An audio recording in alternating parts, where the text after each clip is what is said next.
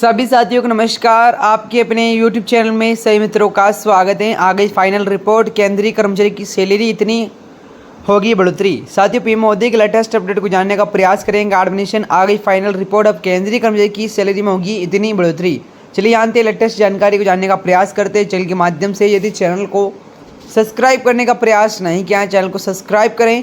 और आप देख रहे हैं कर्मचारी समाचार न्यूज चैनल के माध्यम से लेटेस्ट अपडेट को, तो बने रहेगा आपके अपने चैनल के माध्यम से। इस वीडियो को पूरा अंत तक जरूर देखिएगा।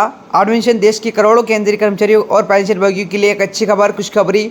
हाल ही में रिपोर्ट के अनुसार 8वीं तिमाही के तहत कर्मचारी के वेतन और पेंशन में कितने प्रतिशत तक का भारी बढ़ोतरी होने की उम्मीद है। जारी से अपडेट से जुड़ी पूरी जानकारी जानने के लिए इस लेख को पूरा पढ़ें। एडमिशन केंद्रीय कर्मचारी की सैलरी होगी बढ़ोतरी। बताएं कि करोड़ों केंद्रीय कर्मचारी पेंशनभोगियों के लिए बड़ी खुशखबरी। हाल ही में रिपोर्ट के अनुसार 8वीं तिमाही के तहत कर्मचारियों की वेतन और पेंशन में 34% तक का भारी बढ़ोतरी होने की उम्मीद जताई जा रही है।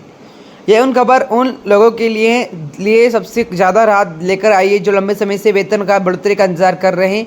44 लाख केंद्रीय कर्मचारी और 68 लाख पेंशनधारकों को बड़ा फायदा होगा।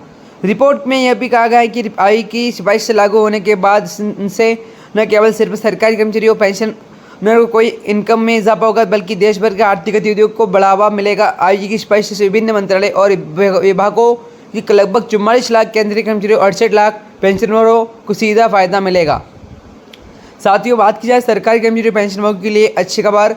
आयोग की सिफारिश से लागू होने के बाद 44 लाख केंद्रीय कर्मचारी और 68 लाख पेंशनभोगियों की आय बढ़ोतरी होगी। इससे न केवल सिर्फ उनकी क्रियाएं शक्ति मजबूत होगा, बल्कि देश भर के आर्थिक गतिविधियों को भी बढ़ेगी, जिससे कि समग्र अर्थव्यवस्था को भी बढ़ावा मिलेगा। और एडमिशन में फिटमेंट फैक्टर क्या होगा? सरकारी वेतन बढ़ोतरी। सरकारी वेतन में बढ़ोतरी निर्धारित करने में फिटमेंट फैक्टर की खास भूमिका होता है। किसी भी वेतन आयु के लिए रिवाइज्ड बेसिक सैलरी की कैलकुलेशन मौजूदा बेसिक सैलरी को फिटमेंट फैक्टर से मल्टीप्लाई करके किया जाता है। और साथ साथ हर वेतन आयु का फिटमेंट फैक्टर अलग होता है और यह मूल्य वेतन को निर्धारित करने का एक तरीका होता है। उदाहरण के लिए 7वीं तिमाही के 257 का फिटमेंट फैक्टर सुझाव, जिसे न्यूनतम मूल्य वेतन 7,000 से बढ़ाकर 18,000 रुपये हो गया है।